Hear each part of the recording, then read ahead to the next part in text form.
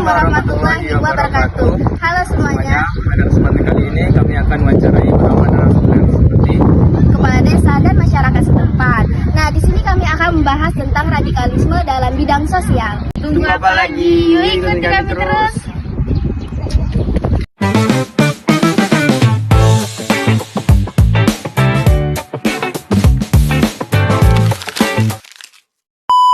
Bisa perkenalkan nama Bapak siapa, Pak? Terima kasih. Suatu penghargaan ketika saya ditunjuk atau dipilih sebagai narasumber ya. Saya terima kasih. Nama Bapak Usman Haryono. Kalau mengajar di sekolah pendidikan agama Islam. Jadi, Berat sekali ya Bapak. Iya. Tapi meskipun mengajar pendidikan agama Islam, hal-hal yang berbentuk agama banyak yang tidak tahunya. Oh Bapak, kita sama-sama belajar. Oke, baiklah Bapak, kita lanjut saja dengan wawancaranya. Di sini saya mau bertanya Pak, gimana sih tanggapan Bapak tentang radikalisme, apalagi dalam bidang sosial? Paham radikalisme ini sebenarnya suatu bentuk ancaman buat negara kita. Karena kenapa? Karena radikalisme ini suatu paham menganggap bahwa yang mereka punya atau ajaran mereka punya itu adalah hal yang benar, sehingga mereka menganggap bahwasanya yang lain itu adalah tidak benar. Jadi kalau mereka itu sudah memegang hal prinsip seperti itu, sehingga mereka itu menganggap hal-hal yang lain itu tidak benar.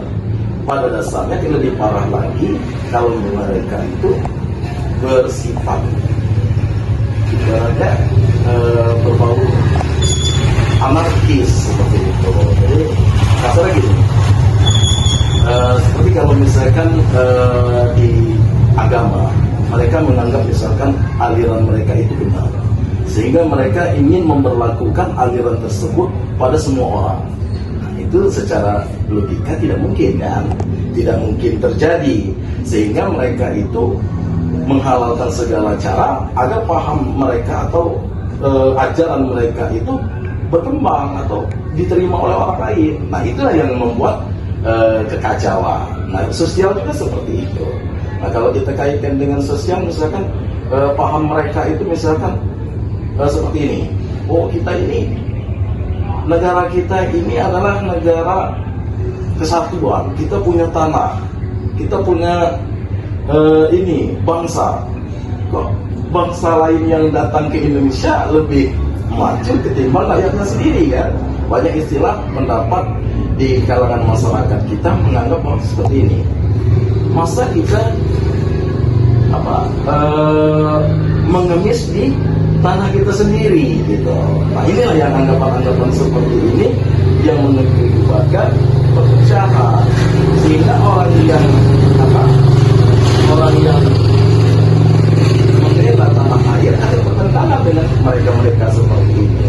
Nah itu radikalisme ini, maka pemerintahan itu sangat mengecam yang namanya radikalisme. Boleh disebabkan oleh misalkan agama, suku, itu seperti GAM itu gerakan radikal sebenarnya, menantang pemerintahan yang sah seperti KKB.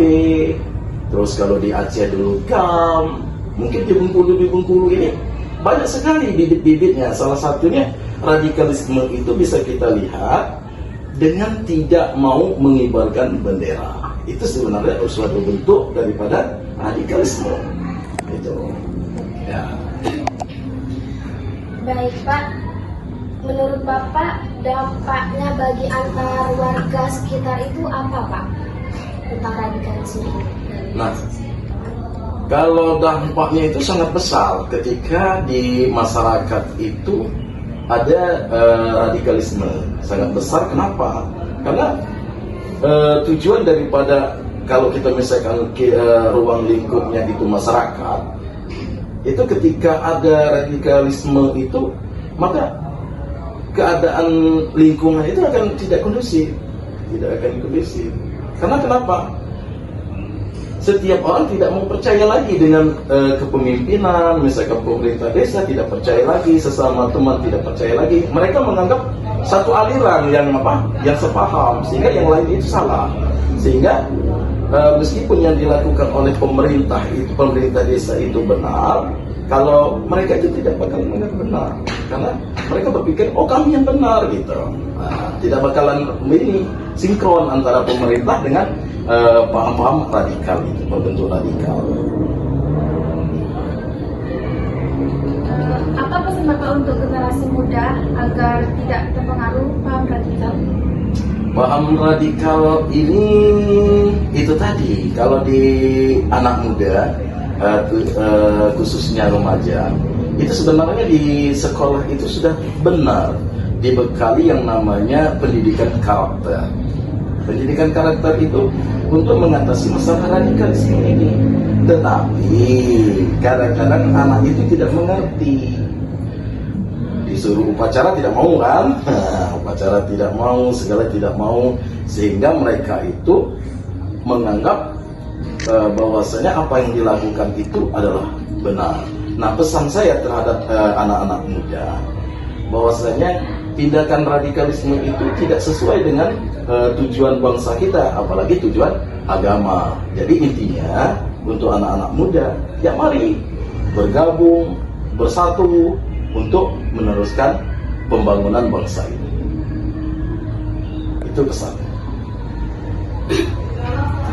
Apa yang bisa dilakukan masyarakat untuk menangkal paham radikal? Nah, radikalisme ini, sebenarnya ketika orang itu misalnya kita, oh ini kalian radikal, tidak mau mereka menerima. Nah, seperti itu ya. Jadi kita sendiri, ketika kita bertemu dengan seperti yang saya sebut tadi, ada sekelompok orang yang tidak mau mengibarkan bendera ketika 17, kita harus dekati, kita ajak bahwasanya tindakan ini sudah melampaui batas, itu kita ajak. Ada lagi misalkan ketika pencoblosan, mereka golput, itu radikal sebenarnya, betul-betul radikal, tidak mau kita milih. Nah, ini haram misalkan milih, karena kenapa? Pemimpin yang kita pilih tidak sesuai dengan haram. Nah, ini harus ada sosialisasi, baik itu dari pemerintah, dari tokoh agama, tokoh masyarakat, itu harus kompak untuk mengatasi hal-hal seperti itu. Jangan sampai bibit-bibit radikal itu tumbuh di masyarakat. Tapi dengan kurangnya pendidikan dan kesadaran tentang bahaya radikal ini, itu bisa ini enggak sih Pak, dengan masyarakat maksudnya itu mengerti lah itu apa namanya itu radikal itu seperti apa. Tapi dengan kurangnya pendidikan itu gimana? Sebenarnya radikal ini bukan dibentuk oleh orang yang tidak punya pendidikan, Pak. Pada dasarnya radikalisme ini orang-orang yang berpendidikan, tapi untuk menambah daripada anggotanya, mereka mempengaruhi orang-orang yang tidak berpendidikan seperti itu. Tapi yang kalau kata kita, peran utama itu dipegang orang-orang berpendidikan, oleh orang yang mengerti. Tapi mereka mengajak orang-orang yang tidak berpendidikan yang bisa dipengaruhi dengan semacam, kalau istilahnya itu kalau di agama itu ada doktrin-doktrin bahwasanya ini harus pemerintahan ini harus dipimpin oleh ini kelapa, jangan dipimpin oleh seorang presiden seperti zaman Nabi dulu kan dipimpin oleh khalifah. Nah, jadi mereka seperti itu, mau pengennya seperti itu, tapi tidak mungkin terwujud kecuali di akhir zaman. Di akhir zaman mungkin kita akan dipimpin oleh Imam Mahdi. Itu nanti, tapi mungkin tidak sekarang.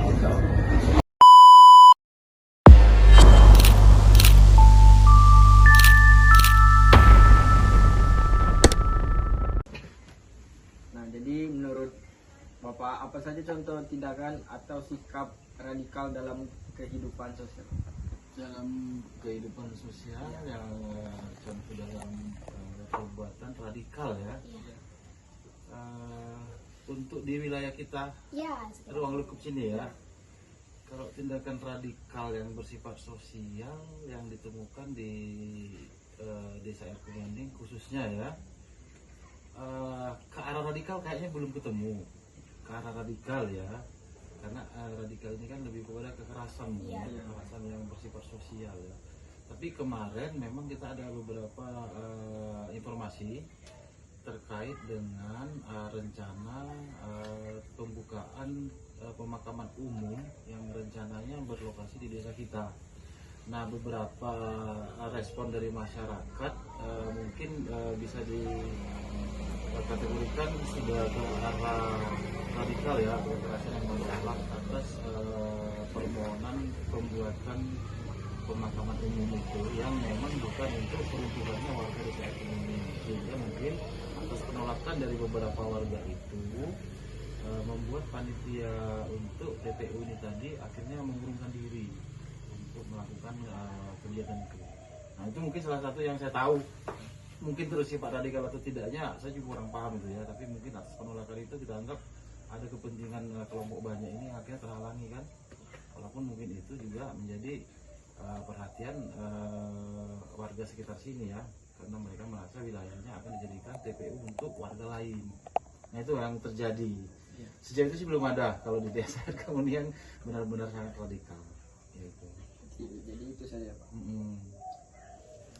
Menurut Bapak nih, apa sih dampak radikalisme terhadap hubungan antar warga? Nah, kalau menurut saya pribadi ya, kalau dampak dari radikalisme sendiri saya rasa sangat tidak baik lah ya, sangat negatif dampak untuk tindakan-tindakan radikal. Karena kalau sampai radikalisme itu terjadi, khususnya mungkin di wilayah kita sini, ya, yang pasti hubungan sosial kita yang tadinya mungkin ya, cukup baik akan bergerak ke tingkat pengkotak-kotakan, sehingga nanti lapisan masyarakat ini bisa terpecah. Nah, mungkin itu dampaknya itu. Nah, apa pesan Bapak untuk generasi muda seperti kami agar tidak terpengaruh paham Radikalisme itu ya. Untuk kami generasi muda, Generasi muda ya. terkhususnya kami sebagai mahasiswa agar tidak terpengaruh paham radikal itu. Nah, kalau saran saya sebagai salah satu ya mungkin ya untuk di lapisan masyarakat kepada anak muda sekarang ini agar tidak terpengaruh dengan radikalisme atau konsep-konsep lainnya yang terkait dalam itu, untuk mungkin bisa mempelajari dulu ya apa itu radikalisme, apa itu gerakan-gerakan radikalisme, kemudian apa itu dampak dari radikalisme. Nah, sehingga mungkin kalau para remaja-remaja nanti paham itu baik buruknya radikalisme, bisa mempelajari, bisa juga membantu untuk memberikan sosialisasi ya antar remaja atau pemuda itu sendiri, mungkin kepada anak-anak juga, atau bahkan mungkin kepada orang tua, bahwa memang dampak dari radikalisme ini sangat tidak baik dalam bermasyarakat.